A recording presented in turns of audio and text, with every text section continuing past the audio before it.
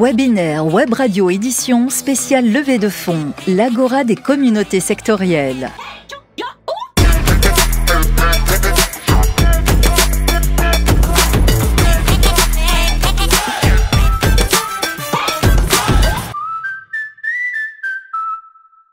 Bonjour à tous, bienvenue pour cet événement inédit sur Web Radio Édition. Vous reconnaissez peut-être les plateaux derrière pour certains. On est ravis de vous accueillir avec quelques minutes de retard parce qu'on vous a préparé plein de surprises et plein de choses pendant cette heure qui vient. Pour ceux qui ne me connaissent pas, je suis Alexandre Toussaint, donc le fondateur de Baltis, plateforme de financement participatif. Et j'ai aujourd'hui la chance, d'animer un très beau plateau. Normalement, c'est plutôt moi l'invité, mais pour une fois... J'accueille des personnes qui, normalement, interviewent plutôt des gens. On va parler pendant une heure d'une opération assez inédite qui se lance chez Web Radio Édition sur leur levée de fonds, l'ouverture de leur capital. On va rentrer un petit peu dans le détail avec les deux fondateurs, Olivier, Sylvain et Jeanne, qui viennent de rejoindre l'aventure sur leurs ambitions, leurs perspectives, leurs produits aujourd'hui et ce qu'ils veulent faire de Web Radio Édition demain. Et puis, tout au long, on aura aussi des témoignages et quelques surprises. Pour commencer, je vous propose que Olivier, Sylvain, vous puissiez dire un petit mot d'accueil à tout le monde et peut-être vous représenter pour ceux et celles qui ne vous connaissent pas encore. Bonsoir, merci Alexandre de nous accueillir chez nous. C'est effectivement assez original. Alors pour ma part, moi j'ai moins l'habitude d'être en face que mon petit camarade qui va se présenter dans un instant. Je suis Olivier Lucas, donc fondateur de Web Radio Édition avec Sylvain.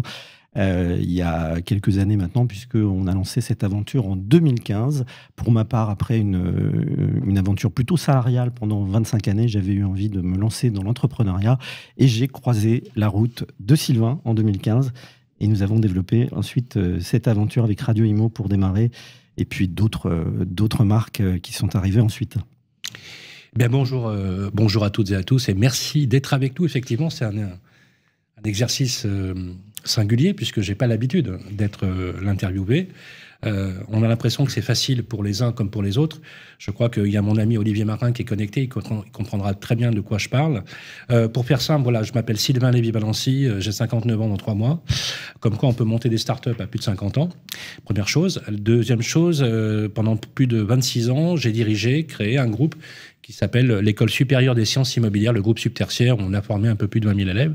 Ça fait plus de 30 ans que je suis dans l'immobilier. Et en 2015, j'ai rencontré Olivier Lucas, avec lequel j'ai partagé d'abord une première passion. Et je peux vous le dire, les amis, on n'avait pas vraiment de projet structurant. On avait juste en commun une passion pour la radio, une passion pour le partage de contenu. Et on a démarré tous les deux. Et voilà où nous en sommes au bout de 8 ans.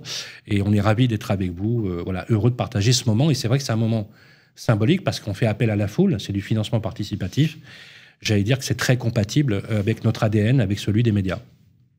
Super, mais écoutez, merci pour l'accueil et cette présentation. Du coup, Jeanne Massa aussi, peut-être qu'on peut en profiter pour que tu puisses te présenter. Très rapidement, effectivement, Jeanne Massa, je suis ravie d'être avec vous, ravie de rejoindre le groupe de Web Radio Édition.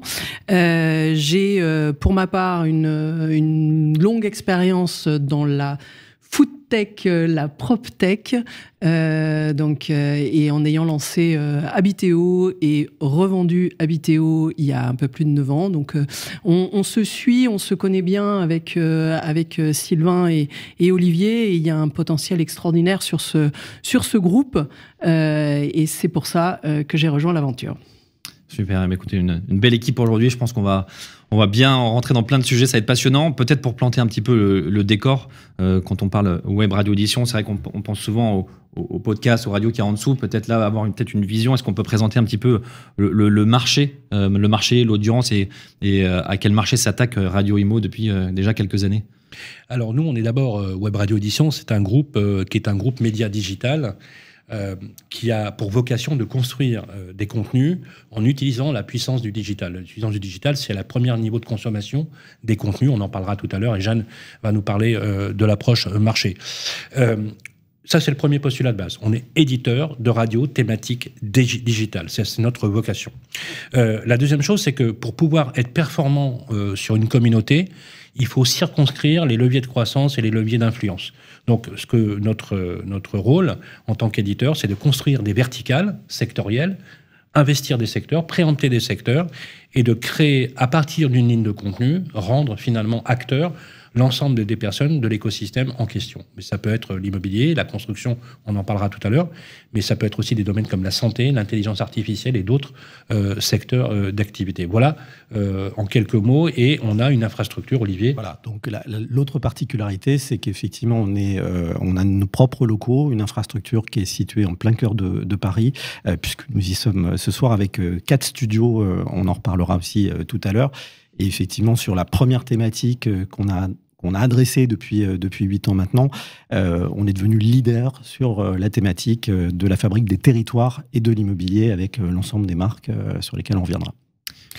Effectivement, alors pour quelques mots sur le marché, c'est un marché en France, le marché des podcasts, c'est 8,5 milliards d'euros en 2022. C'est un marché en forte croissance quasiment depuis 2019. On a plus de 42% de croissance, mais c'est pour se rendre compte 17,6 millions de Français qui écoutent des podcasts tous les mois et encore une fois en continuelle croissance.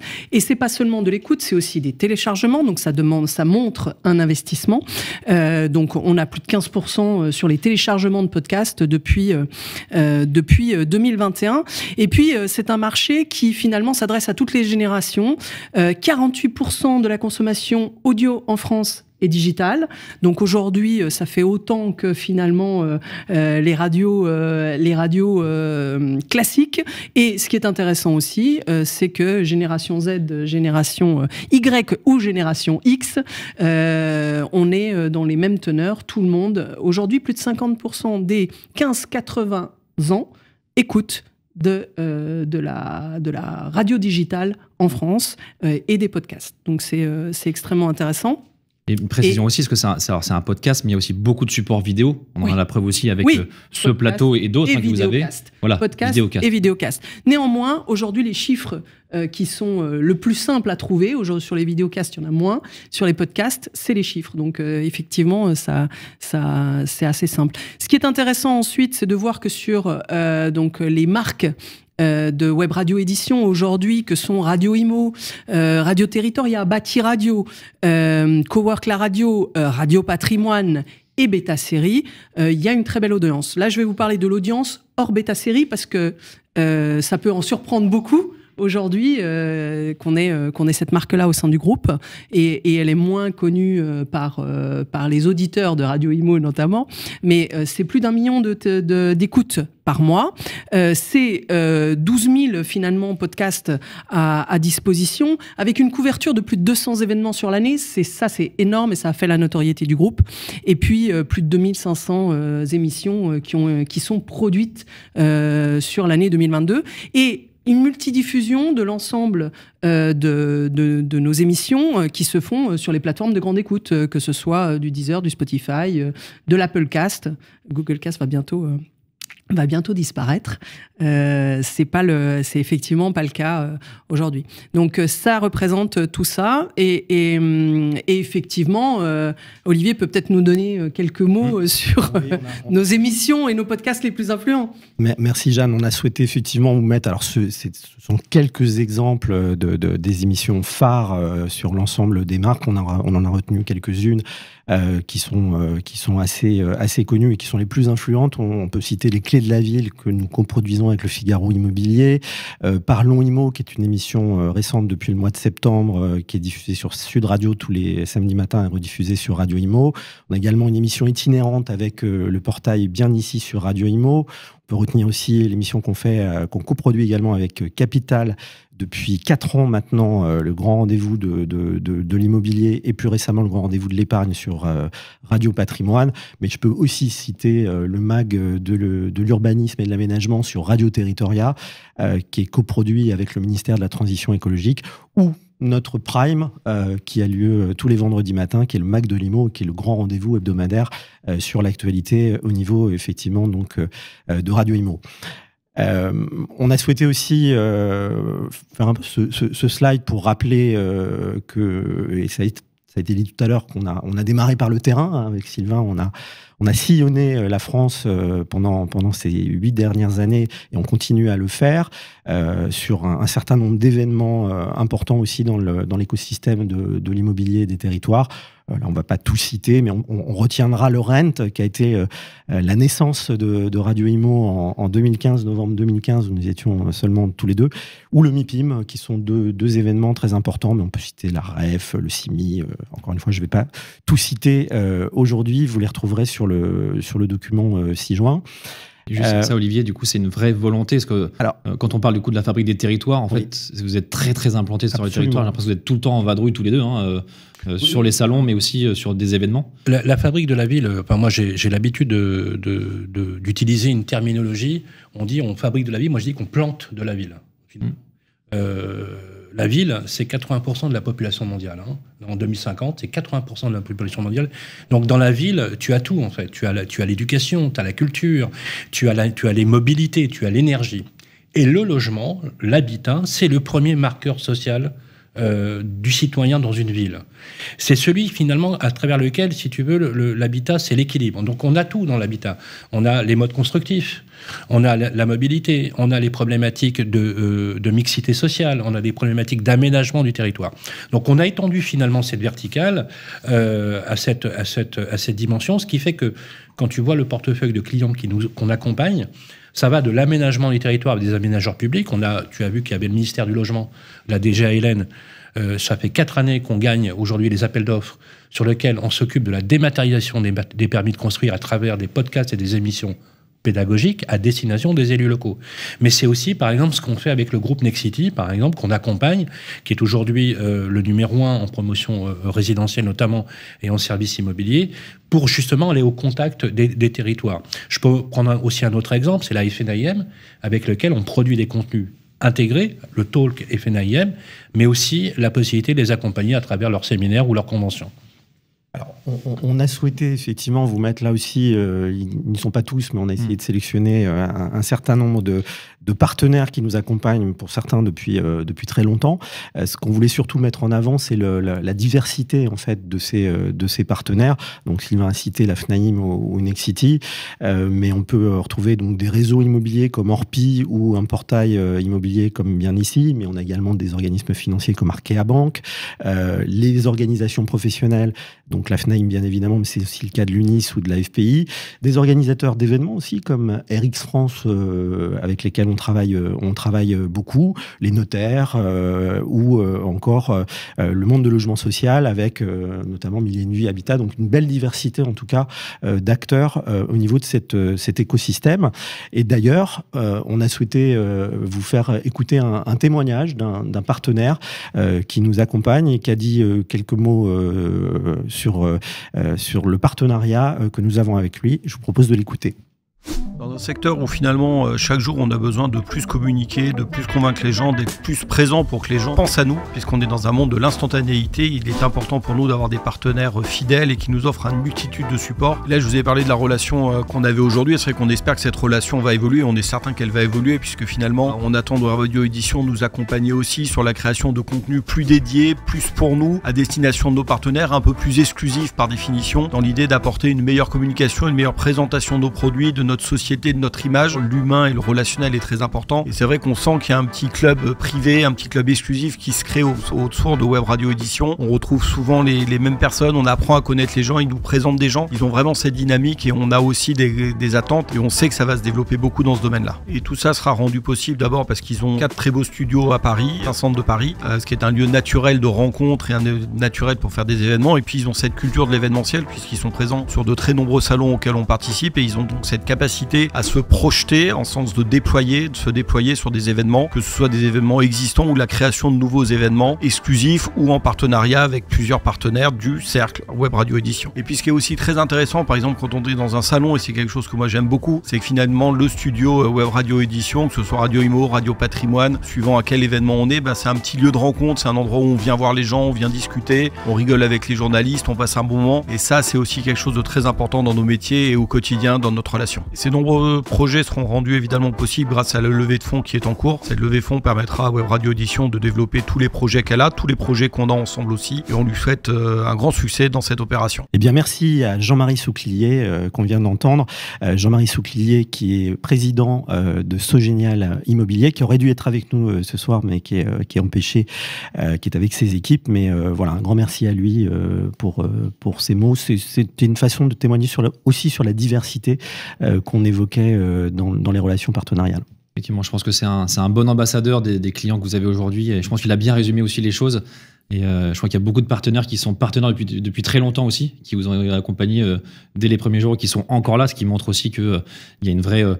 pas une vraie famille, mais presque, qui se crée, où en fait les gens reviennent chaque année, les gens sont assez attachés à la marque, à l'histoire, et évidemment à ceux qui construisent ça derrière. Donc je pense que c'est un très bon témoignage, et en tout cas, bon, on regrette qu'il ne soit pas là aujourd'hui, mais je pense que les mots parlaient très bien sur ce qu'il a dans cette aventure avec vous. Peut-être qu'on peut rentrer aussi un petit peu dans les chiffres, Jeanne, sur le... Oui, parce que les chiffres reflètent aussi cette fidélité de nos clients. Alors, très rapidement, au bilan de cette année fiscale, puisqu'on est de juin à juin, on termine à 2,1 millions de chiffre d'affaires, avec 109 000 euros d'EBITDA. Effectivement, une croissance de nos clients de plus de 30%. Et puis, si on reprend 2020-2023, eh ben, ça fait déjà un x2 sur le chiffre, ce qui démontre aussi, encore une fois, la fidélité, et deux, le fait qu'il y ait l'intérêt qu'il y a sur la notoriété de Web Radio Édition. Plus de 2500 émissions, c'est ce qu'on avait dit. Ce qu'il est intéressant de comprendre, c'est cette rétention client. Cette rétention client, c'est plus de 35% de nouveaux clients qui sont effectivement sur et 95% qui sont... il y a quasiment pas de churn, ce qu'on appelle churn, donc de perte de clients entre 2021 et 2024, mais aussi un ticket moyen, c'est-à-dire qu'ils font confiance et du coup ils dépensent plus avec nous. Et ça, sur ces dernières années, de pouvoir constater une croissance de plus de 40% du ticket moyen, c'est quand même des signaux. Tous ces signaux sont des signaux extrêmement intéressants pour Web Radio. Des chiffres qui parlent effectivement d'eux-mêmes, malgré la conjoncture, effectivement, qui sont très bons et qui continuent à croître. Si on essaie de parler un petit peu futur, donc là je vais m'adresser aux visionnaires, Sylvain forcément, quelle est un peu la vision de demain de Web Radio ? Moi, je pense que, si tu permets, Alexandre, qu'il faut élargir un petit peu le spectre pour bien comprendre, en fait.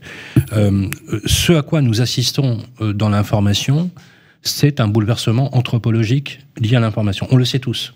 Je vais prendre un exemple. On est tous aujourd'hui confrontés à l'infobésité. Une infobésité, qu'est-ce que c'est ? C'est trop d'informations qui circulent. Donc, ce que je voudrais, en préambule, c'est dire que ce que nous, on est en train de faire, c'est aussi la façon de se qualifier comme un tiers de confiance dans l'approche de l'information.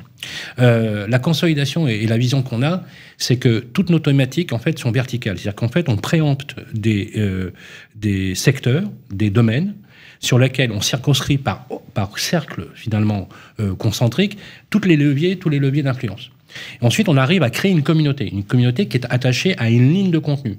Cette ligne de contenu, elle ne parle qu'à la communauté qui s'intéresse à l'écosystème. On a deux types de communautés. On a ce qu'on appelle des communautés d'intérêt, c'est du B2B. On est provider de lead, on est provider et accélérateur de business, clairement, parce que notre agora, elle sert à ça, à mettre en présence des personnes qui font des affaires au quotidien, et notre CAPEX à nous, notre ROI, il s'inscrit directement sur cette façon de faire. Et à côté de ça, on a une ligne de contenu qu'on appelle affinitaire. Affinitaire, ça peut être le game, ça peut être la santé, par exemple, ça peut être des domaines comme la psychologie, la philosophie ou d'autres domaines sur lesquels, en fait, on circonscrit des communautés qui s'intéressent à un seul sujet. Quelqu'un qui n'aime pas l'immobilier ou qui ne s'intéresse pas du tout à l'immobilier, il n'écoutera jamais Radio Imo. Il ne saura même pas que ça existe. Si vous vous intéressez, par exemple, aux voitures anciennes, bah, vous allez chercher le média qui parle des voitures anciennes. Si vous avez une appétence sur la construction ou sur l'immobilier, pour des raisons X ou Y, de business, parce que vous avez besoin de leads, parce que vous avez besoin de prospects, vous allez aller sur ce type de communauté. Notre boulot, c'est de concentrer ces communautés, de créer des verticales de contenu, de lui donner cette coloration média en termes de pertinence d'information avec les formats qui vont bien. Et ensuite, la deuxième point sur lequel on va développer notre stratégie, c'est, parce que tu as bien compris que quand on parle de préempter des communautés ou des segments, j'allais dire, c'est scalable à l'infini, parce qu'on peut utiliser des domaines d'activité. Donc on n'est pas plafonné, en fait, entre guillemets, par la limite de secteur de contenu. On fait des choix, on fait des arbitrages. On a commencé par l'immobilier, qui était un petit peu le vaisseau amiral de notre activité. On a glissé vers la construction. De la construction, on est allé vers les élus. Des élus, on est allé vers les espaces de coworking, parce que c'est de l'entrepreneuriat urbain. De l'entrepreneuriat urbain, dans la façon dont nous avons traité nos relations, on a rencontré Maxime Valette, qui est le patron de Beta Série. C'est 2 millions d'abonnés. Et pour nous, c'est 1 million de connexions par mois uniquement pour créer un contenu. On nous a demandé de créer des contenus sur Beta Série, qui parle des séries télé, du cinéma, par exemple, ce genre de choses. Et le deuxième point, c'est toute l'infradiffusion. L'infradiffusion, alors je ne vais pas parler forcément de la technique. Avant, quand on écoutait les médias, quand on avait accès aux médias, on allait de façon assez descendante. On achetait un journal, on se connectait et on avait une information plus ou moins passive. Grâce aux réseaux sociaux aujourd'hui, grâce à l'interaction qui est liée aux médias, aujourd'hui, l'auditeur, le téléspectateur devient acteur du contenu. Parfois même, il devient juge et il donne son opinion. Quand on fait du podcast ou du vidéocast, on permet aussi de développer cette interactivité. Elle est d'autant plus pertinente qu'elle s'inscrit dans un schéma communautaire, puisque effectivement, nous représentons cette agora. En fait, on devient, avec toutes nos radios, nos marques thématiques, les tiers de confiance de tel ou tel secteur. Parce que justement, il y a trop d'informations. Donc, et trop d'informations, comme tu le sais, comme vous le savez, vous tous qui nous écoutez, ça tue l'information. On ne sait plus où on en est. Après, vous avez la possibilité, lorsqu'on prend toutes ces audiences, d'aller chercher là où on va adresser nos communautés. On sait où elles se trouvent. Et la seule façon aujourd'hui, et le juge de paix d'ailleurs d'un média, qui se transforme en résultat financier, qui se transforme en profitabilité, le juge de paix, c'est l'audience. C'est comment on fait pour structurer notre audience avec un plan d'action dans lequel on développe nos activités sectorielles. 3 piliers essentiels. La première, c'est la consolidation de nos thématiques. On le voit, c'est vraiment quelque chose qui, en fait, se segmente. Alors, parfois, c'est plus long, parfois, c'est plus court. On a une appétence avec Olivier, dès le début, qui était l'immobilier, qui nous a permis de tester le modèle. Et on utilise une technologie qui est plus un concept marketing qui s'appelle le BMS, le Brand Management Success, dans lequel on rend en fait nos partenaires acteurs de la ligne de contenu. Et ensuite, on a les options sur la multidiffusion. La multidiffusion, c'est que de la même façon où je te disais que quand on achète un journal au kiosque, on se connectait à la télé avec la zapette, etc. Aujourd'hui, on devient acteur de l'information. Ça veut dire qu'en fait, cette information n'est plus verticale, elle devient complètement latérale. En fait, il faut aller chercher l'auditeur. L'auditeur, il faut aller chercher là où il se trouve. Et il se trouve absolument partout. Et il peut avoir accès au même contenu sur plusieurs plateformes différentes. C'est ce qu'on appelle l'indexation. L'indexation, c'est quoi?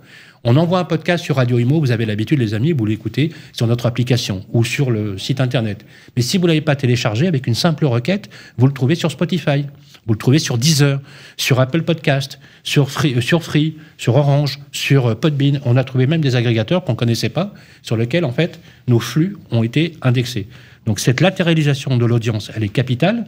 C'est-à-dire que tous les flux que nous envoyons permettent, en fait, d'optimiser.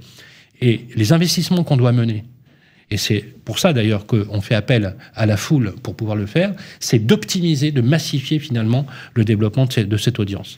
Et à partir de là, on va créer, en fait, toute une ligne thématique, et on le voit dans le renforcement de nos audiences. La légitimité, tu sais, Alexandre, elle est venue aussi par la qualification de médias connus qui nous ont fait confiance. Il y a 8 ans, Web Radio Édition n'existait pas. Le Radio Imo était inconnu. Aujourd'hui, on a des partenariats, et ce n'est pas des moindres, avec le Figaro Immobilier, par exemple. Je crois qu'Olivier Marin, et d'ailleurs aussi Stéphane Carella, sont connectés, ils sauront de quoi je parle. Ils nous ont fait confiance. On a des journaux de grande ampleur qui sont installés, qui ont fait confiance à Web Radio Édition et Radio Imo. Mais il n'y a pas que. Il y a Sud Radio. Sud Radio, c'est la première radio indépendante des Indés Radio. Indés Radio, c'est un groupement de radios locales qui se sont regroupées. Et aujourd'hui, on réunit tous les samedis matins 270 000 auditeurs. Et au quotidien, tous les jours, c'est 605 000 auditeurs.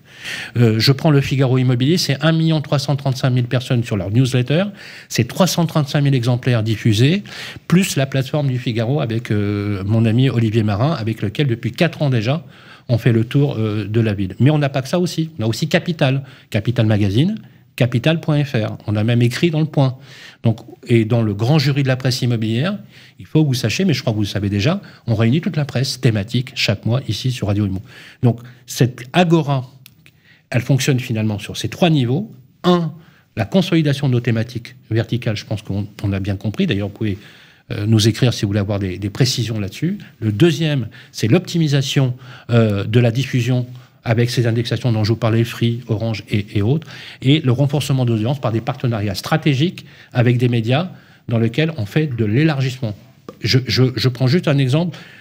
On m'avait demandé, mais qu'est-ce que vous faites finalement avec un média qui est écrit ? Eh bien, j'avais répondu qu'on faisait du lectorat augmenté. Et effectivement, quand tu as un article que tu lis, ou un article que tu entends, si tu fais un podcast derrière qui approfondit la thématique, tu augmentes cette capacité électorale finalement. Et donc du coup, ça fonctionne extrêmement bien. On est très heureux de le faire. Ça, c'est bien détaillé. Je voulais juste revenir sur un point, là, sur le côté agora et thématique. Tu en as un petit peu parlé, mais effectivement, vous partez de l'immobilier, puis du bâtiment, et ainsi de suite, du patrimoine. Quelles sont les autres thématiques ? Tu as un peu parlé de l'intelligence artificielle. Est-ce que ça, c'est assez identifié sur le développement ou Alors, non seulement c'est identifié, mais avec Jeanne et Olivier, on est déjà sur un rétro-planning de projet sur lequel c'est notre prochain chantier qui est capital. Il ne faut pas se tromper, là encore une fois, c'est un bouleversement anthropologique.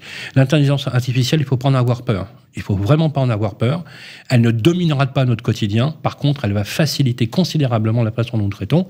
Et on sera, et c'est la raison aussi pour laquelle on est ici, les premiers à développer une chaîne sur l'intelligence artificielle. Ça, c'est un des projets thématiques. Il y en a d'autres, par exemple, qu'on voudrait investir, comme la santé, par exemple, comme l'éducation, l'EducTech, qui est un vrai sujet en tant que tel, mais aussi l'énergie, l'énergie, les mobilités, dans lesquelles on a aujourd'hui pas mal de sujets. Donc tu vois, ces thématiques-là, on n'en manquera pas là-dessus. Alors, du coup, comment on fait, Jeanne ? Comment on fait ? Comment on devient le leader de l'édition de contenu thématique et surtout avec une audience extrêmement qualifiée ? On va y aller pas à pas. Aujourd'hui, si on est là et sur la recherche de financement, mais on y reviendra après, de 1 million, c'est effectivement pour lancer quelques premiers chantiers. Donc la première des choses, c'est se structurer pour plus de croissance. Dans la structuration, il y a effectivement la partie éditoriale. Il faut étoffer l'équipe éditoriale. Après, on peut le faire aussi à travers de la croissance externe. Il y a la vente. Aujourd'hui, ceux qui sont les vendeurs de Web Radio Édition, c'est ces 2 messieurs qui sont là. Donc, c'est bien, mais ils font beaucoup de choses. Donc, il faut structurer une équipe commerciale. Il y a du marketing, c'est-à-dire que là, maintenant, il va falloir mettre en place une vraie stratégie d'acquisition d'audience. Aujourd'hui, elle s'est construite sur une notoriété intrinsèque. Donc c'est génial, 1 million d'audience mensuelle, alors sans avoir rien fait en termes de digital et en termes d'acquisition, c'est super. C'est une base extraordinaire sur laquelle on va pouvoir travailler et on va pouvoir aller chercher des résultats véritablement intéressants. Et puis la dernière partie, c'est tout ce qui est hors média. Parce que de manière naturelle, on est effectivement, monsieur Jean-Marie Souclier en parlait, mais complètement légitime sur la partie d'organisation événementielle. Donc c'est quelque chose qui vient se rajouter de manière naturelle dans notre point. Et puis ce plan d'action, c'est aussi d'activer des nouvelles sources de revenus. Et pour activer des nouvelles sources de revenus, encore une fois, on a un groupe qui est rentable, c'est pas donné à tout le monde, un groupe média rentable et sur lequel on peut très rapidement activer des nouvelles sources de revenus dans la monétisation de l'infrastructure.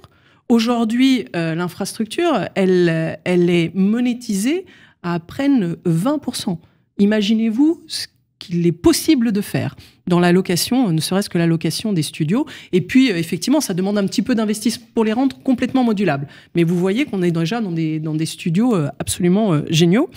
Ensuite, c'est la monétisation de l'audience. J'en ai parlé, hein, c'est avec une vraie stratégie d'acquisition, de mettre en place de la publicité digitale. On ne viendra pas polluer les podcasts. Mais aujourd'hui, on a une audience qui est extrêmement qualifiée et qu'on peut monétiser avec du display, avec de la publicité programmatique. Il y a un certain nombre de choses qu'il est possible de faire sans venir perturber, encore une fois, l'écoute de nos auditeurs. Et puis, encore une fois, la monétisation de leurs médias, mais ça, on en a déjà parlé. Donc voilà, ça semble, c'est un plan d'action extrêmement clair qui nous permet de mettre. Et puis avec, j'ai mis quelques chiffres de chiffres d'affaires potentiels qui peuvent accompagner ça. Mais effectivement, 1,2 million sur la monétisation de l'infrastructure, c'est quelque chose qu'on peut aller chercher sans la monétiser à 100%. Donc, on est déjà sur pas mal de choses. Après, c'est des chiffres que vous pourrez revoir et je vous en apporterai l'explication si vous le souhaitez, si vous nous en posez la question. Ouais, donc une roadmap assez claire où il y a de l'optimisation et du développement. Donc il y a déjà une base à optimiser. Et effectivement, Et du coup, ça donne une roadmap pour 2024 qui est assez simple. On a sur le premier trimestre, et vous verrez une petite breaking news qui arrivera droit derrière et qui vous racontera un petit peu ce qu'on fait. Mais il y a aussi une option d'achat qui va nous permettre de faire une croissance externe.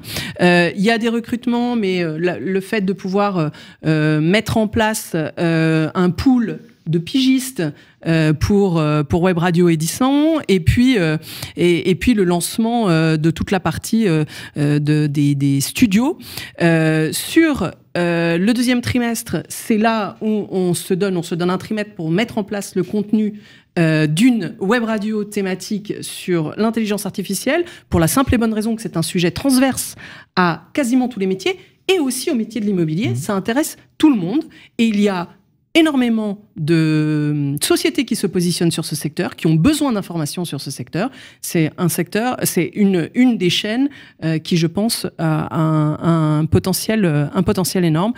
Voilà, en quelques mots, pour vous donner la première étape, vous découvrirez le reste. Et encore une fois, on est à disposition pour vous en parler un peu plus si vous avez des questions.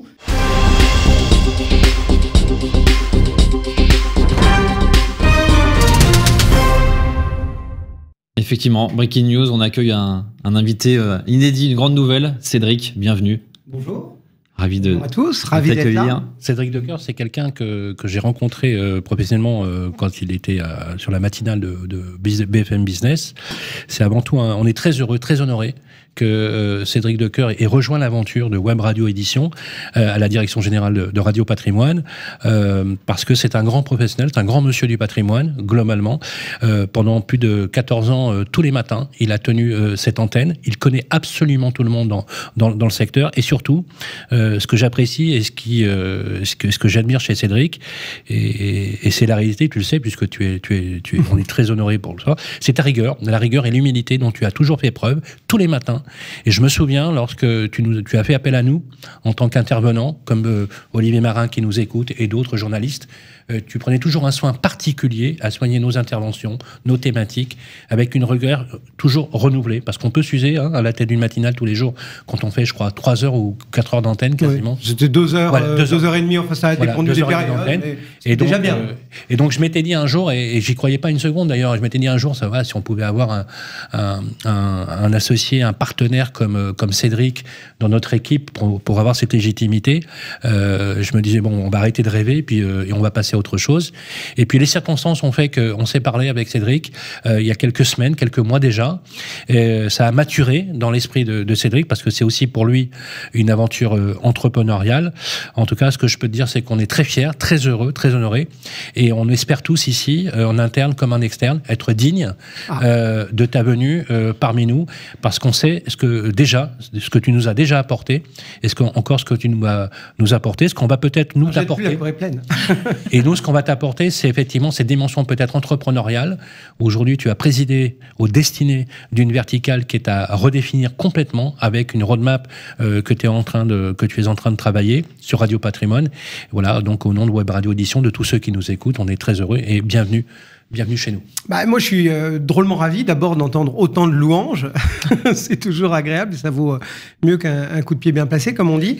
Non, c'est vrai que voilà, ça fait un peu moins d'1 heure que je vous écoute et tous ces mots qu'on a échangés aussi durant ces quelques semaines, ces quelques mois de discussion, ce côté rencontre, agora, il cadre complètement avec la vision que j'ai de la gestion de patrimoine, qui est pour moi une thématique essentielle, que j'ai portée pendant effectivement 14 ans récemment, et que je suis depuis même auparavant, avec la finance, avec la bourse, etc. Et je crois que cette matière a besoin d'une autre façon de communiquer. Et c'est ce que Radio Patrimoine peut porter en étant finalement l'agora où se rencontreront et les épargnants et les professionnels entre eux, les épargnants entre eux. Bref, une espèce de place de discussion où on verra les choses autrement que le simple conseiller ou téléconseiller qui vous appelle un petit peu comme peuvent le faire votre banque pour vous vendre qui de la téléphonie ou qui de l'assurance voiture. Voilà, c'est peut-être pas tout à fait ce qu'on attend d'une personne à laquelle on va confier son épargne, parce que finalement l'épargne, après ses proches, ou avant ses proches peut-être, hélas pour certains, c'est ce qu'il y a de plus cher au monde, et on ne doit pas évacuer les questions d'épargne en 3 minutes, parce qu'il faut que ça rentre dans un podcast ou dans un post Facebook ou LinkedIn. Donc voilà, il faut parfois prendre le temps, développer de l'expertise, et c'est tout ce qui va présider à la renaissance de Radio Patrimoine. Donc il va falloir nous laisser un petit peu de temps, un petit peu de travail, mais voilà, c'est un nouveau défi qui m'enchante. Jeanne parlait d'une roadmap dès le premier trimestre, ça commence fort, parce que on voit là T1 2024 arriver de Cédric Decoeur. Quel est un peu du coup le plan d'action là sur les prochaines semaines, prochains mois sur cette partie patrimoniale? Alors déjà, on s'appuie sur ce qui existe déjà, et notamment Sylvain a parlé de Capital, c'est un flagship, quand même, Capital dans le monde de l'épargne et de l'économie personnelle. Et puis on va bien évidemment repartir sur une émission que j'aurai le plaisir d'animer et qui va être un petit peu le cœur de métier. Et puis derrière, on a pas mal d'idées, histoire de pas sous-traiter, entre guillemets, les thématiques d'investissement. Enfin, je pense... alors, il y a bien évidemment l'immobilier avec Radio Imo qui peut bien évidemment avoir des collaborations énormes. Mais voilà, j'avais l'habitude de parler du monde du vin, du monde de la forêt, du monde des voitures anciennes, du monde des bandes dessinées, des investissements un petit peu parfois loufoques. Je me souviens avoir parlé des planches de BD ou autres. Enfin voilà, donc il manque pas d'idées pour développer peut-être des émissions thématiques, là encore, en croisant l'expertise et les besoins des professionnels du patrimoine, des spécialistes de tous ces sujets qui viendront sans nul doute au micro de Radio Patrimoine pour répondre aux questions ou pour, pourquoi pas, aussi animer eux-mêmes des émissions entre guillemets à caractère plus professionnel. Et d'ailleurs, dans le cadre de Radio Patrimoine et dans le cadre de la venue de Cédric, qui a vraiment une maîtrise totale de l'épargne et du patrimoine globalement, on est en duo deal avec la possibilité de faire un peu de croissance externe avec un journal qui est une très jolie marque qui demande à être aussi redéployée, retravaillée, et à travers cette marque qui s'appelle le Courrier Financier, Jeanne va nous en parler quelques mots, justement, avec la rédaction et l'ensemble des parties prenantes, parce que tu as bien compris que Cédric rejoint cette verticale Radio Patrimoine qui finalement va utiliser tous les ressorts de tout ce que nous avons. On va parler de territorial pour les élus, mais on peut parler aussi de Radio Imo, mais Bâti Radio. Tout ça finalement massifie cette offre multipolaire au service de ceux qui nous écoutent, avec un plan de travail sur lequel on bosse déjà avec Cédric, qui sera à mon avis visible fin février, et une grille qui va se redéployer dans quelques semaines, quelques mois. On prendra le temps qu'il faudra pour que justement Radio Patrimoine devienne finalement la même verticale, la même pertinence qu'on l'a fait sur Radio Imo. Mais on va peut-être évoquer, Jeanne, si tu veux bien, le courrier financier. Oui, alors le courrier financier, une belle opportunité, une option d'achat qui a été posée. On espère pouvoir le concrétiser sur le premier trimestre. C'est un média à direction des conseillers de gestion en patrimoine qui regroupe une information qui peut être véritablement intéressante, Avec tout ça, on va réfléchir à d'abord un relooking complet de Radio Patrimoine, nouveau logo, nouveau site, nouvelle grille des programmes, nouvelles émissions. Et puis, comme le disait Cédric, c'est que on peut partir sur des secteurs, l'épargne, le patrimoine, la finance, permet d'ouvrir d'une manière importante sur des secteurs complètement différents. Et donc, c'est autant de potentiels clients qu'on va pouvoir aller chercher pour apporter encore beaucoup de choses au groupe de Web Radio Édition. Moi, généralement, quand je discute avec les professionnels du patrimoine, et je me souviens notamment d'une discussion enflammée avec David Charlet de l'Anacofi, et où je lui avais dit, tu sais, je crois que on était pourtant dans une ville de l'Ouest parisien, donc a priori où il n'y a pas trop de problème, trop d'argent. Je lui avais dit, tu sais, je pense que si on sort de l'endroit où on est et qu'on fait 100 mètres dans la rue et qu'on interviewe des gens en leur demandant juste est-ce que vous avez les moyens d'avoir un CGP, et ben je pense que on aura une très faible proportion de gens qui répondront oui. Alors David avait dû acquiescer et voilà, et ça m'est resté chevillé au corps en me disant en fait cette gestion de patrimoine elle est méconnue. Tout le monde se confie assez rapidement à un banquier, à un assureur sans vraiment se poser de questions, et le CGP c'est vraiment le chef d'orchestre de ce que doivent être nos finances personnelles et le devenir de nos finances personnelles. Après on va chercher un banquier, on va chercher un assureur, on va chercher un notaire, on va chercher un courtier, voilà. Mais c'est le CGP qui est un peu le médecin de famille s'il fallait faire une comparaison. Après, ça, c'est les sujets autour de l'éducation financière qui sont un vrai défi depuis pas assez de temps, mais en tout cas, on voit bien qu'il y a des vrais enjeux dessus. Il y a aussi beaucoup de fintech qui sortent et qui viennent apporter du contenu, viennent apporter de l'information pour déjà se renseigner. Il y a aussi de plus en plus d'outils pour s'y mettre concrètement, des applications. Donc, c'est cette nouvelle façon, cette nouvelle gestion de patrimoine. Il y a le CGP, certes, mais il y a aussi des nouveaux outils aujourd'hui qui existent déjà, donc il faut s'en servir. Alors pour tout ça, effectivement, il y a un financement qui est recherché, alors qui est un petit peu inédit, effectivement, parce qu'on a discuté longuement ces dernières semaines sur dire comment pouvoir financer cette ambition-là. Et du coup, Jeanne, voilà, un financement aujourd'hui recherché d'1 million d'euros avec plusieurs objectifs. Un financement avec un objectif qui est très clair, c'est aujourd'hui de passer à l'échelle. Effectivement, on était sur une entreprise qui était, on va dire, familiale entre deux fondateurs. C'était effectivement ça. Aujourd'hui, comment est-ce qu'on passe à l'échelle? Comment est-ce qu'on fait un x2 sur le CA sur les 3 années à venir? Comment est-ce qu'on fait un x10 sur les EBITDA? C'est le plan d'action qu'on a. Donc, on en a déjà un peu parlé, mais c'est l'industrialisation des process. Ça va être extrêmement important. Étoffer une partie de l'équipe. Ça demande pas beaucoup de personnes en plus. Ça demande pas une structure très lourde. C'est vraiment de l'industrialisation, la mise en place de process qui est important. Renforcer les thématiques.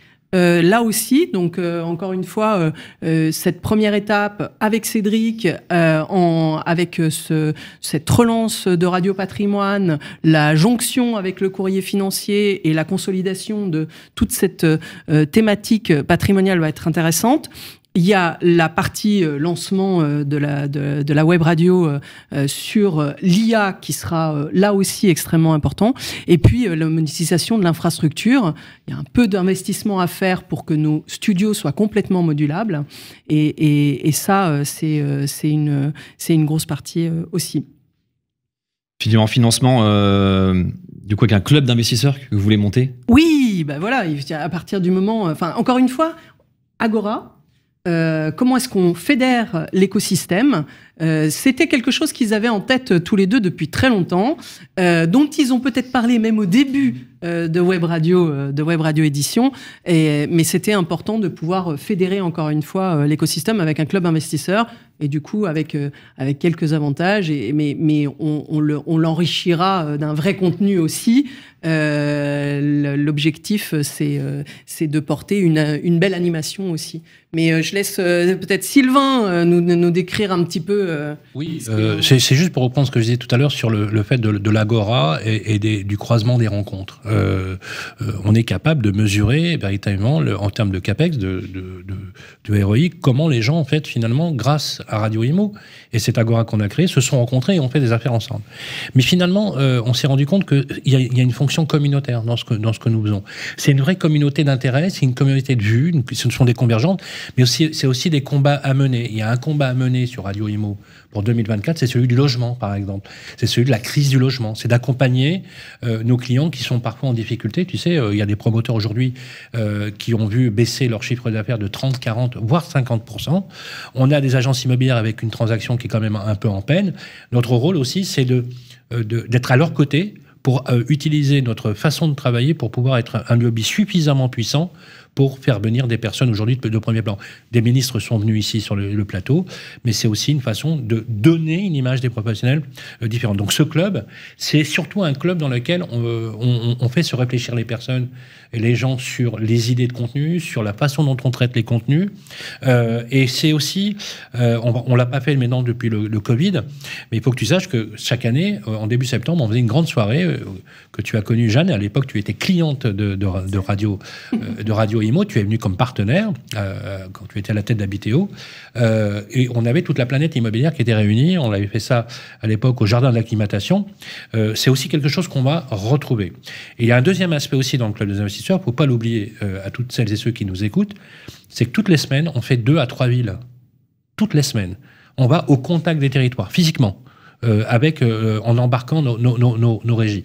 Et on a cette volonté, cette idée qu'il est juste qu'on aille dans les territoires, qu'on aille au contact, et que justement, on mette pour nos clients, pour nos partenaires, à leur service tout ce réseau que l'on a tissé tout au long de ces 8 dernières années. Et alors, en avantage, bien sûr, il y a la participation à un comité éditorial parce que je pense qu'il est important de renouveler sur chacune des marques, de positionner le contenu qui est souhaité par les clients.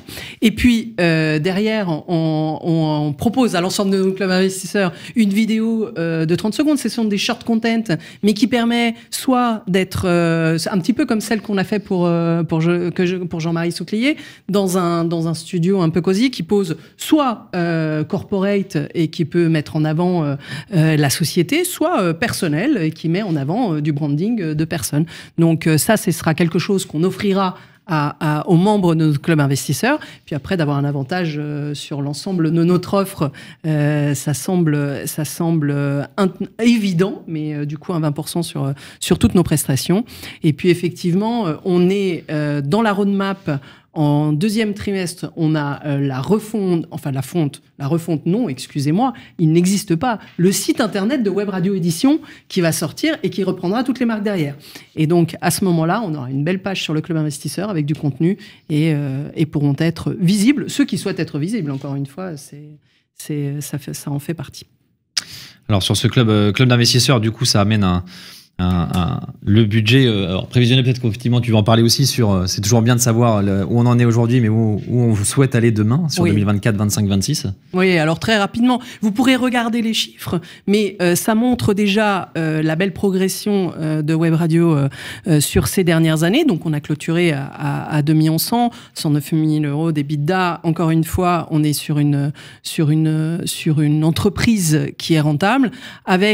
On a une première année, on clôture en juin 2024, donc on va clôturer à 2,4 millions et à peu près dans les mêmes teneurs en termes d'EBITDA. On va recruter 5 personnes. Et ce que je vous disais, c'était vous montrer aussi qu'il n'y a pas besoin d'une structure très étoffée pour pouvoir aller jusqu'où on veut aller. L'objectif, et on a été un peu sécuritaire sur ces 2 premières années, c'est effectivement d'atteindre les 5 millions en juin 2026. Et là, effectivement, on rationalise complètement et l'infrastructure et l'ensemble du contenu que l'on produit, parce qu'aujourd'hui, encore une fois, ce contenu n'est pas monétisé ou très peu monétisé. Donc, ça peut aller très très vite sur cette partie-là. C'est pas, vous pouvez vous dire, ouais, tiens, vous nous dites x10 en 3 ans sur les bidas, mais oui, quand on monétise, ne serait-ce que la moitié, ne serait-ce que 20% de plus, ou ne serait-ce que 30% de plus et nos contenus et de notre infrastructure, ça va aller très très vite. Alors, j'ajoute, si tu permets, que le chiffre d'affaires que nous avons à partir de zéro, parce qu'avec Olivier, on a démarré à zéro, on a déjà produit du chiffre d'affaires, que tout a été financé ici intégralement sur fonds propres. Et j'ajouterais, j'utilise toujours cette formule, elle est un petit peu archaïque dans l'idée, presque 19e siècle, mais moi je considère que dans cette levée de fonds, on est comptable des deniers que l'on dépose chez nous. On en est comptable. Donc notre objectif, c'est pas d'incinérer des fonds propres. Notre objectif, c'est de démontrer par l'exemple, par ce qu'on appelle le POC, la preuve du concept, que nous étions capables de réussir pour pouvoir justement y venir ensuite. Et pas l'inverse. Je pense que c'est aussi un des éléments sur lesquels nous, on peut tirer notre légitimité. Finalement, ça se ressent dans les chiffres. Effectivement, 2020, 2021, on sent qu'il y a une croissance et que la croissance, elle peut effectivement s'accélérer, mais il y en a déjà une. Donc les bases sont là, les fondations sont là. Il n'y a plus qu'à appuyer sur le bouton pour continuer. Justement, pour appuyer sur le bouton... Voilà, après, c'était simplement un petit point d'équipe, mais là, on s'est déjà tous présentés, donc c'est qu'effectivement, il y a du métier, il y a de l'expérience, il y a l'expertise d'un domaine qui est celui de l'immobilier. Moi, je viens rajouter à ma faible mesure mon expérience de la tech, mais qui devrait pouvoir aussi accélérer. Cédric vient nous apporter toute son expertise sur le patrimoine et son aura, parce qu'il faut aussi en parler comme ça. On a aussi un senior advisor, Jean-Michel Royot, qui est un banquier dans l'âme, qui a aujourd'hui des fonctions intéressantes et a mis ses relations aussi en place et nous apporte son expertise. Donc c'est intéressant de voir qu'on a une équipe solide aujourd'hui pour emmener tout ça et pour accélérer les choses. Voilà. Donc on est ravis et peut-être que s'il n'y a pas... Pourquoi un ralentissement? Alors voilà, pourquoi un ralentissement entre 2022 et 2023? Il y a eu un stand-by de Radio Patrimoine entre 2022 et 2023, 200 000 euros de chiffres qui étaient générés sur Radio Patrimoine et cette radio a été mise en stand-by du fait du départ des personnes qui étaient dessus. Donc je ne sais pas si je suis claire, mais c'est la principale point là-dessus. Alors il y a aussi il y a deux raisons à ça, et c'est Alexandre qui nous pose la question, qui nous connaît bien d'ailleurs. C'est aussi parce qu'on a reconfigurer la gestion de la rédaction et qu'effectivement, à partir de la reconfiguration de la rédaction, le temps de se remettre en ordre de bataille, effectivement, on a préféré optimiser le fond sur lequel nous étions plutôt que d'aller vers un développement qui était, à l'époque, trop hasardeux puisque nous n'avions pas encore suffisamment calibré notre infrastructure. C'est le cas aujourd'hui. C'est d'ailleurs la raison pour laquelle on est ici. Puisqu'on est ici pour passer à l'échelle. On n'est pas ici en mode défensif. On est ici en mode offensif. Voilà. J'espère qu'Alexandre Lefebvre a eu la réponse qu'il souhaitait, mais s'il veut plus de précision, eh bien, il peut nous appeler sans problème. De toute façon, il est chez lui ici. Alors, on va passer du coup à la partie financement. Effectivement, pourquoi Baltis? Alors, peut-être que je vais répondre à cette question par une autre question. C'est pourquoi Sylvain, surtout parce que Sylvain, on se connaît depuis longtemps. Depuis que tu as démarré. Depuis que j'ai démarré. Avant même que je démarre, c'est vrai que c'est plutôt une histoire d'homme au début où tu as été, on disait un peu visionnaire, mais tu as été le premier à t'intéresser au financement participatif sur la partie immobilier en 2015 et surtout à suivre le décollage de Baltis, en tout cas même le démarrage de Baltis, parce que la première fois qu'on s'est rencontrés, Baltis n'avait encore pas commencé son activité et on allait financer un premier projet dont tu te rappelles bien, j'imagine. Une poissonnerie à Lille. Exactement. La première opération de Baltis, c'était une poissonnerie à Lille et on en avait parlé aussi au micro. Et tu avais un concept de financement participatif sur des actifs commerciaux. Et je t'avais dit, tu vas cartonner. Parce que il y avait un vide absolu que tu as su remplir avec beaucoup, beaucoup d'intelligence. Moi, j'ai suivi ton parcours. C'est juste remarquable. On a fait beaucoup de points d'étape aussi assez régulièrement pendant cette phase de démarrage. Donc, tu as toujours été très à l'écoute, très présent au lancement, pendant, et puis jusqu'à encore récemment sur l'entrée du groupe Magellim au capital chez nous. Donc, alors beaucoup sur Radio Imo, évidemment, parce que c'était la verticale de Baltis. Et il y a quelques semaines, en décembre, on a eu des échanges interposés avec notamment Pierre Loa, qui est président du mouvement French PropTech. Et on s'est tous un peu posé la question de se dire, voilà, l'ambition de Web Radio, c'est d'être une agora. Et qui dit agora dit un lieu où les gens se rencontrent, les gens se croisent, les gens discutent. Et on dirait pourquoi pas même aller plus loin où les gens investissent. On va essayer de fédérer votre écosystème, votre communauté qui est quand même assez nombreuse. On parle de plus de 15 000, je crois, qui sont abonnés. On parle évidemment sur les réseaux sociaux. Certaines pages sont suivies jusqu'à 20, 27 000 abonnés. Donc il y a une vraie communauté, il y a un vrai engagement aussi de cette communauté-là. Et donc on a voulu aller encore plus loin en se disant comment on va fédérer cette communauté-là autour de ce projet, parce que étant un média, forcément, on a peut-être aussi besoin de relais, besoin de partenaires. On parlait d'être présent sur les territoires, c'est d'aller aussi permettre aux gens de ces territoires aussi d'investir dans cette aventure. Et donc, on a décidé tous ensemble d'ouvrir le capital, pas de manière traditionnelle à un investisseur, à un fonds, à une banque ou autre, mais d'ouvrir le capital à la communauté de Radio Imo et de Web Radio Édition, mais aussi à tout le monde finalement, parce que tout le monde peut investir dans cette opération. Donc concrètement, comment ça se passe? Donc aujourd'hui, on a une plateforme qui s'appelle Baltis, sur laquelle les gens peuvent investir à partir de 1 000 €. Donc le projet est en ligne depuis maintenant 59 minutes, parce qu'il est bientôt 19h. On a ouvert la collecte à 18h pour que les gens puissent découvrir et participer dès maintenant. L'objectif, c'est, on a créé une société intermédiaire qu'on appelle un SPV, un véhicule ad hoc, qui s'appelle Web Radio Invest, dans laquelle on va faire entrer tous les investisseurs. Aujourd'hui, vous avez une photo du capital actuel. Donc aujourd'hui, Sylvain et Olivier se partagent 50% et 50% du capital de Web Radio Édition.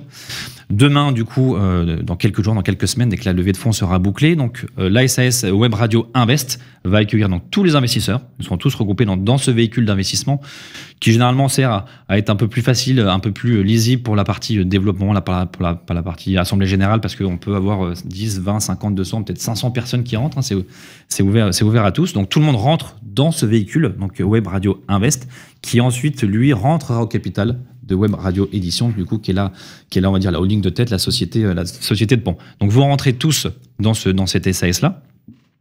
L'objectif de levée de fonds est d'1 million €, sachant qu'on a mis des seuils de succès un petit peu à la baisse et à la hausse, parce que on peut déborder un petit peu, on va dire un peu dans les deux sens. Donc tout le monde peut investir dès aujourd'hui, et on a fait une durée de collecte de 2 mois pour être sûr de pouvoir accueillir tout le monde, parce que on sait que ça nécessite un petit peu de pédagogie, de rencontrer, de discuter, d'échanger sur la partie technique évidemment de la levée de fonds, mais aussi pour rentrer un peu dans le détail des ambitions et des perspectives du groupe.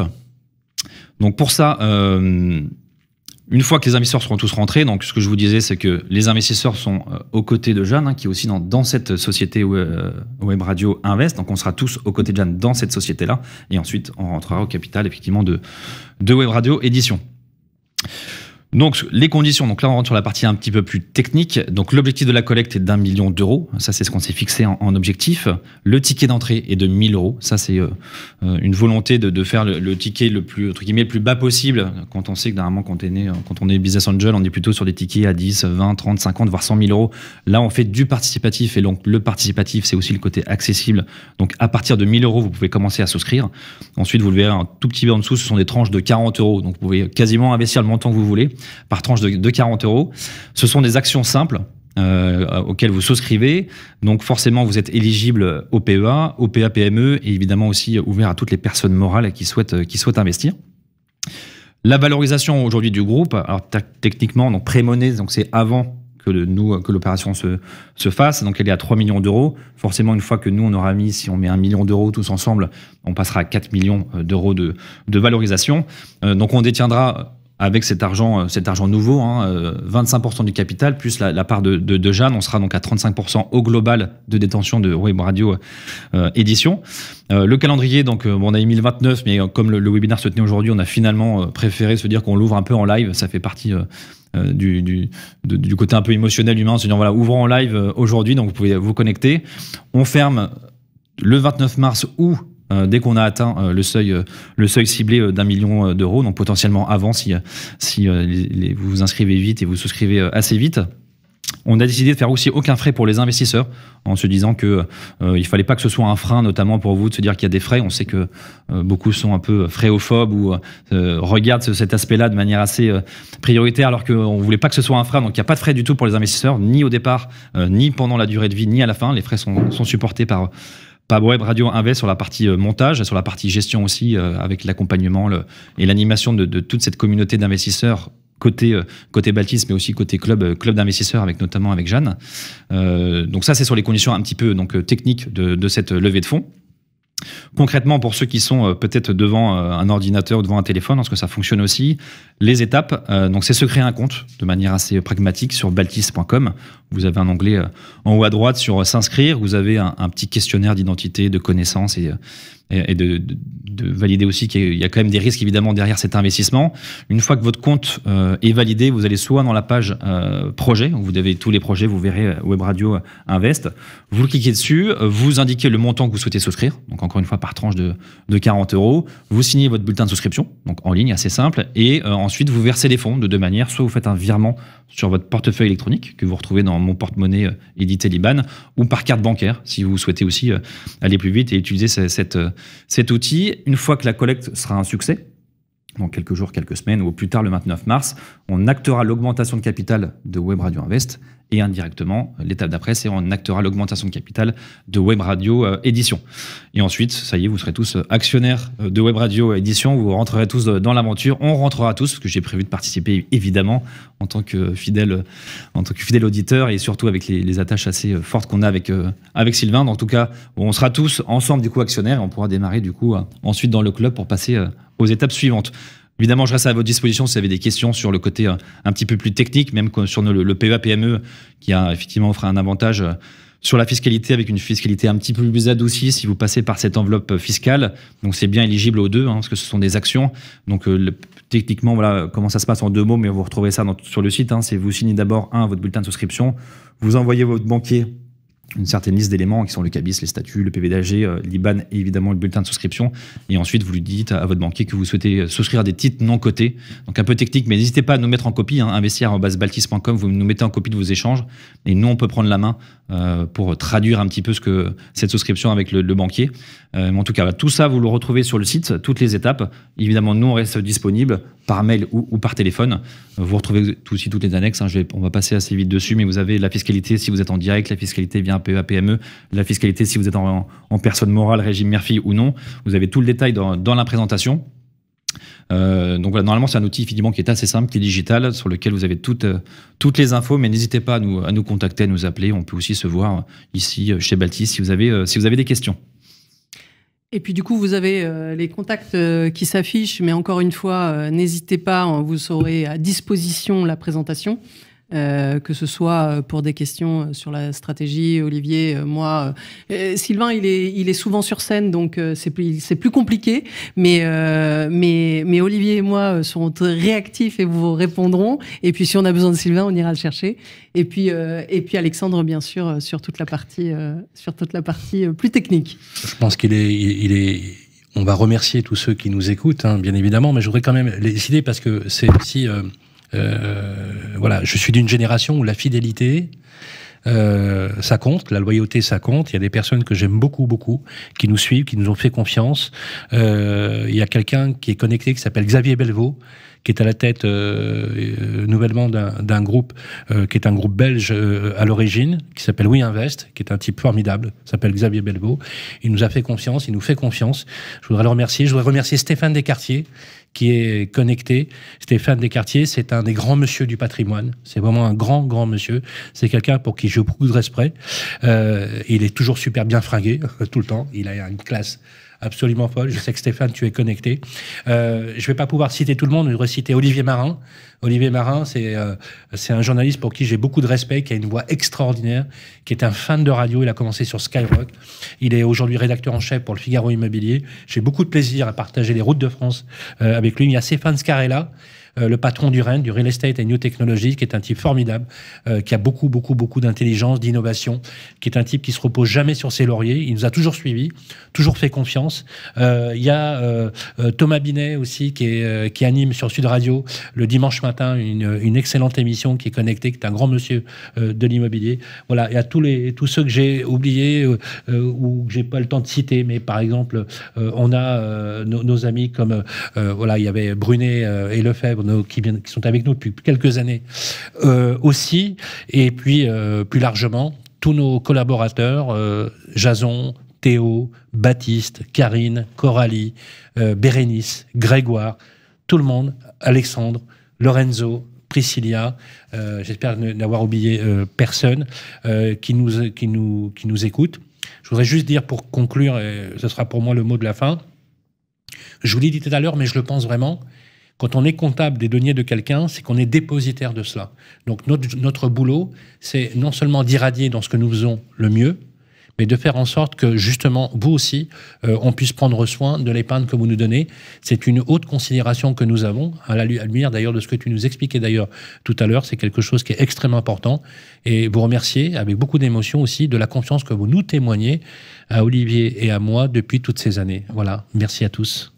Si je puis me permettre, moi, j'ajouterais effectivement, donc je me joins au remerciement de Sylvain, j'ajouterais aussi les chroniqueurs, tous ceux qui nous accompagnent certains depuis très longtemps, qui sont toujours présents dans la production d'émissions, parce que faut rappeler aussi que quand on a démarré avec Sylvain, on n'avait pas encore monétisé les contenus, donc on s'appuyait aussi sur des experts. On va pas non plus tous les citer, mais un petit clin d'œil quand même au tout premier. Je pense à des gens comme Guy Marty, Bernard Roth, ou peut-être même Henri Buzicazo, qui font partie des tout premiers lorsqu'on a démarré effectivement en 2015-2016, et certains donc sont toujours là, et donc témoignent de leur expertise, et eux aussi nous ont beaucoup accompagnés, et ça rejoint aussi ce qui a été beaucoup dit ce soir, cette dimension de réseau, cette dimension de communauté, et effectivement c'est aussi des gens qu'on retrouvait très régulièrement à ces fameuses soirées de rentrée, et j'espère qu'on aura la possibilité, je le souhaite et je pense qu'on y arrivera, cette année en septembre, de se retrouver tous ensemble pour fêter effectivement la rentrée des programmes comme on avait l'habitude de le faire jusqu'en 2020. Le message est passé. On a un petit peu débordé parce qu'il est déjà 19h10, mais on s'était dit qu'on garderait quelques minutes quand même pour répondre à vos questions. Je vois qu'il y a quelques questions qui sont en train d'arriver, notamment d'Alexandre, encore une fois, que je connais. Donc salut Alexandre. On n'en a effectivement pas parlé un peu de l'horizon de sortie, parce que on considère quand même que c'est un investissement private equity startup, donc on investit normalement sur une période relativement courte, entre 3 à 5 ans. Quelles sont un peu les perspectives, ou en tout cas les possibilités de sortie pour un groupe comme Web Radio Édition, si tout se passe entre guillemets comme prévu dans 3-4 ans, peut-être un peu plus? Il y a des intérêts de grands groupes médias, c'est clair, qui ont besoin aussi, ou qui travaillent sur des thématiques et des verticales. Encore une fois, quand on travaille de l'audience, il y a des groupes comme Reword, il y a des groupes comme M6, il y a des groupes sur lesquels on peut, il peut y avoir des possibilités de sortie. Après, il peut y avoir des corporates aussi. On peut voir dans la dimension immobilière un business immo qui a été repris par le groupe Costar. Voilà, c'est peut-être des exemples, mais pourquoi pas pour un grand corporate s'étoffer d'un média pour porter justement une vision territoriale, une vision encore une fois plus thématique. Donc des possibilités de sortie, elles existent. Il faut qu'on valorise correctement la boîte, qu'on lui donne, qu'on étoffe cette audience, qu'on puisse la monétiser. Et à partir de là, je pense qu'il y aura de belles opportunités. Bon, merci Jeanne. Est-ce qu'il y a encore une ou deux questions qu'on peut peut-être prendre s'il y en a? Juste préciser, c'est pas le Alexandre Lefebvre avec lequel nous travaillons. Brunet, je crois que c'est pas le même, me semble-t-il. Encore. Alexandre a une très belle communauté aussi. Et je voudrais juste faire une rectification. Olivier, si tu nous écoutes, effectivement, c'était pas Skyrock, c'est Voltage. Il était sur Voltage. Et merci pour le mot de Stéphane Descartiers. Et je le pense vraiment, mais il le sait déjà, ça. Et on a des mots très touchants, très sympas, ce qui illustre bien, si tu veux, l'idée à la fois de cette communauté très humaine, autour finalement de ces éléments. La question de la sortie, elle est importante. On est dépositaire de votre épargne, pour être très clair, sur une durée qui est une durée finalement moyenne. Quand on fait de la financement participatif, il y a toujours un risque, ce qu'on appelle d'illiquidité, et le risque de perte en capital. D'ailleurs, il y a une mention légale qui est portée sur ton site internet, etc. C'est aussi une façon d'accompagner les PME, et on a un vrai sujet en France, qui est le financement des PME en France. Ça, c'est un sujet qui a beaucoup porté au niveau de la région, d'ailleurs, Jeanne, avec Alexandra Dublanche, avec la région, et j'allais dire d'un point de vue presque militant, ce que je dirais, c'est ce que tu fais d'ailleurs toi par ailleurs, quand tu as financé la poissonnerie et l'exploitation, c'était exactement dans cette démarche-là. C'est comment tu mets à la portée de la création de valeur tout le monde. sans exclusion.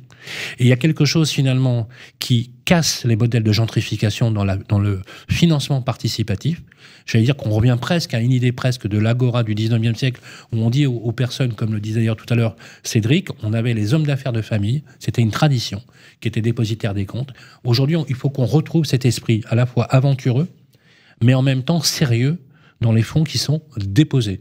Ce sont des placements de pères, de famille. Il n'y a pas du tout de critique ni de côté précaire, mais on est garant de cet équilibre-là.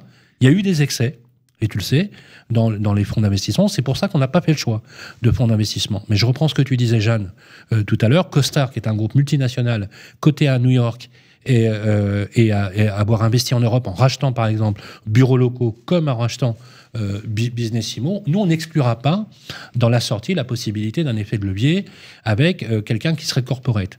Mais avant toute chose, on est aussi garant d'un équilibre de l'information et d'une liberté d'information et d'opinion. Et ça, c'est quelque chose auquel on tient particulièrement.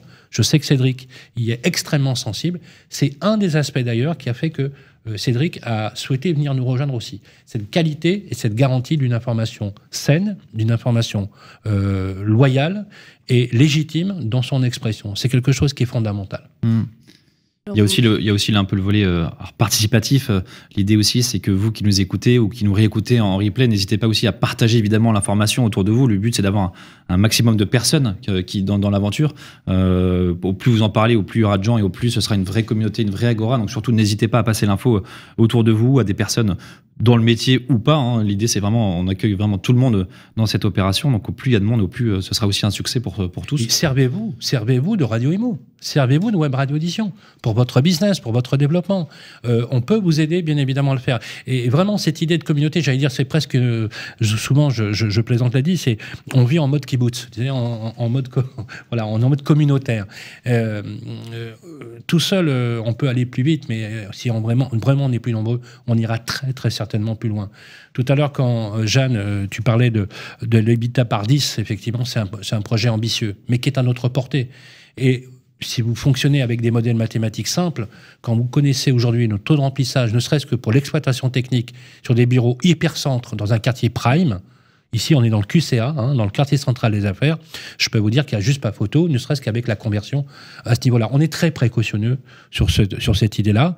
Vous avez bien compris qu'aujourd'hui, la structure de notre développement, elle passera par des investissements, et l'un des investissements qui est capital, c'est l'humain. Voilà. Et c'est avec ça qu'on va pouvoir y arriver.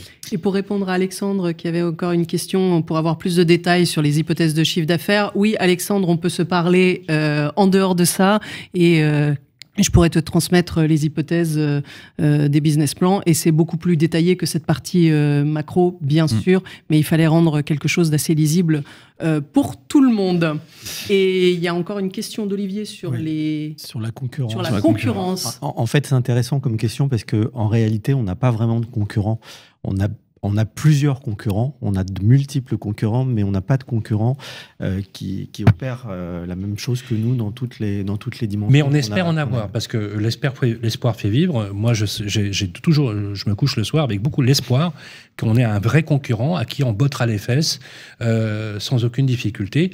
Et il y a quelque chose qui est très vertueux dans la concurrence, et pour ça que, vous savez, quand il n'y a pas de concurrence dans un secteur, c'est-à-dire qu'il n'y a pas de marché. Donc c'est très simple, on n'attend qu'une chose, c'est qu'il y a la concurrence. Alors il y a des concurrents qui sont en train de se mettre en place, qui essayent de répliquer nos modèles.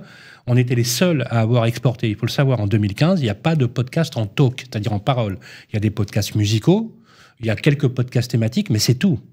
L'explosion des podcasts, ça dure, c'est les 3 dernières années, on a été les initiateurs dans nos bassins d'activité de ce genre de choses. Donc vive la concurrence, elle est saine, elle est bonne, et elle nous pousse à être en challenge permanent. Oui, après, il y a tous les médias, bien sûr, et chacun tous avec les médias traditionnels où il y a des verticales, bien sûr. Maintenant, c'est vrai que le positionnement de Web Radio Édition est un positionnement qui est un positionnement finalement 360, et encore une fois, très thématisé et avec une audience sur ces thématiques extrêmement qualifiée. Donc, prenons un exemple. La presse généraliste pourrait se doter, ils ont les moyens. Prisma Presse, c'est Vincent Bolloré qui a racheté le groupe. Vous prenez la famille Dassault qui a racheté Cal Figaro. Ils ont de formidables studios, magnifiques, etc. pourquoi viennent-ils chez Radio Imo ou chez Web Radio Édition? On favorise justement cet élargissement de compétences. Donc finalement, quand on est en face à un concurrent qui veut élargir son lectorat grâce à la fabrique de podcast, ben c'est à nous qui fait appel pour la fabriquer finalement. Donc dans tous les cas, on sortira finalement gagnant de tout cela. Bon, pour essayer de conclure, je vois qu'il y a une question qui est assez intéressante pour conclure, hein, que je vais vous poser à tous les quatre, du coup. Hein. Alors, c'est pas la mienne, mais elle est très très bien. C'est si on ferme les yeux au Web Radio Édition dans 5 ans. Dans 5 ans, numéro 1 en Europe. Parce que grâce à l'intelligence artificielle, on va pouvoir transversaliser et transcrire toutes nos activités. Il faut savoir qu'on a déjà un pôle qui est microscopique, mais qui reste à développer en Belgique francophone et à Montréal, dans le Québec francophone, numéro 1 en Europe. Et si vous rajoutez 2 années de plus, ce sera peut-être numéro 1 mondial. Très bien, c'est noté. Voilà, nos limites. Olivier? Effectivement, la dimension internationale est intéressante parce que, Sylvain l'a dit, on a déjà un embryon avec la francophonie et on s'était arrêté dans le développement parce qu'on n'était pas prêt, tout simplement. Mais quand on est sur le MIPIM et qu'on est sollicité par l'ensemble des pays du monde qui nous regardent avec curiosité et enthousiasme, on a effectivement eu de nombreuses approches, que ce soit au Royaume-Uni, en Allemagne, dans les pays de l'Est, sur un développement international. Donc oui, l'étape suivante, c'est la duplication des verticales dans des pays à l'international. 5 ans. Vous savez, il y a l'intelligence artificielle. Il y a un proverbe, je crois que c'est Winston Churchill qui utilisait cette terminologie, qui disait, mais tout le monde la reprend un peu à sa sauce, visez les étoiles et si vous vous trompez, vous atterrirez. Visez la Lune et si vous vous trompez, vous atterrirez parmi les étoiles. Donc il n'y a pas de limite finalement à ce que nous faisons. Juste anecdotique, un jour on a fait un MIPIM et on a vu arriver quelqu'un qui venait de Hong Kong. Et en fait, ce monsieur, il s'appelait Ivan Ko, qui était patron de la chambre de commerce immobilière à Hong Kong et des intérêts chinois. Et j'ai appris par la suite qu'il était l'un des présidents fondateurs de Evergrande, qui est le premier acteur immobilier chinois qui est en grosse difficulté, avec plus de 330 milliards de dollars de dettes, et qui était venu en nous disant « Je vous invite, tout frais payé à Hong Kong, venez, on va créer une radio, etc. » Et on s'était dit avec Olivier, je ne sais pas si tu te rappelles, on s'était dit on va y aller doucement, on va être prudent, parce que ce que vous faites c'est formidable, mais vous nous faites quand même un peu peur. 8 ans après, on a peut-être eu raison de ne pas y aller, quand on voit aujourd'hui le sort des Evergrande. Mais voilà, si tu veux, le genre de choses que tu vis quand t'es... je me souviens aussi, juste pour terminer là-dessus, un jour on a eu un appel du ministre du Logement qui n'est absolument pas passé par notre antenne, notamment pour le Covid. On était les premiers à rassembler toute la communauté immobilière. On avait eu plus de 170 000 connexions à la minute. Et on avait le ministre du Logement qui donnait sa feuille de route aujourd'hui, quand l'activité immobilière s'était complètement arrêtée. C'était Julien de Normandie. Jeanne, dans 5 ans? Dans 5 ans. Alors déjà, moi, je dirais leader en France des thématiques, de l'édition de contenu thématique. Leader sur l'IA. Si on réalise ce point-là, on sera à la porte de l'international, ça c'est clair. Et voilà, moi je suis dans l'exécution, je vais être dans l'exécution du plan d'action. Donc c'est déjà le premier plan, mais on ne s'interdit absolument rien. Et effectivement, il faut avoir de grandes ambitions. Super. Cédric? Radio Patrimoine, déjà que dans 5 ans, cette Radio Patrimoine... Dépasse Radio Imo? Ouais, enfin, peut-être pas dépassera Radio Imo, mais voilà, soit la radio du patrimoine, finalement, celle où, très logiquement, l'épargnant viendra chercher l'information dont il a besoin et où les professionnels de la gestion de patrimoine et des finances personnelles et de la finance, etc., de la bourse, sauront que c'est par là que le message doit passer. Ça suffira déjà à pas mal de satisfaction, je pense, pour toute la communauté et tout l'écosystème. Tout à fait. Bon, bah écoutez, en tout cas, merci à tous d'avoir été présents aujourd'hui pour ce webinaire sur un format assez original, assez inédit. On compte sur vous pour embarquer dans la fusée et puis viser la Lune, tous ensemble. On est maintenant tous dans la même aventure, dans le même bateau, dans la même fusée. Donc, n'hésitez pas à vous connecter sur le site, à souscrire et puis Et puis on fêtera aussi, à mon avis, une petite fête pour clôturer la levée quand ce sera bouclé, pour tous, se rencontrer, vous rencontrer, et puis ensemble faire de très belles choses. Vous recevrez, pour ceux qui ont dû partir un petit peu avant ou qui ont raté le début, le lien du replay aussi, pour le revoir et pour le partager aussi autour de vous. Sur la partie présentation qui a été projetée et diffusée, elle est disponible sur le site de Baltis. On pourra aussi vous l'envoyer par mail pour ceux qui souhaitent. Et encore une fois, on reste à votre disposition tous les 5. Si vous avez des questions, si vous souhaitez échanger ou préciser certains points, je pense notamment à Alexandre qui a quelques questions en plus financières, n'hésitez pas, on est là pour ça. Merci à tous, bravo pour cette belle ambition et sur cette belle feuille de route. Et puis on a hâte de voir la suite dès demain matin sur le site. À bientôt. Merci.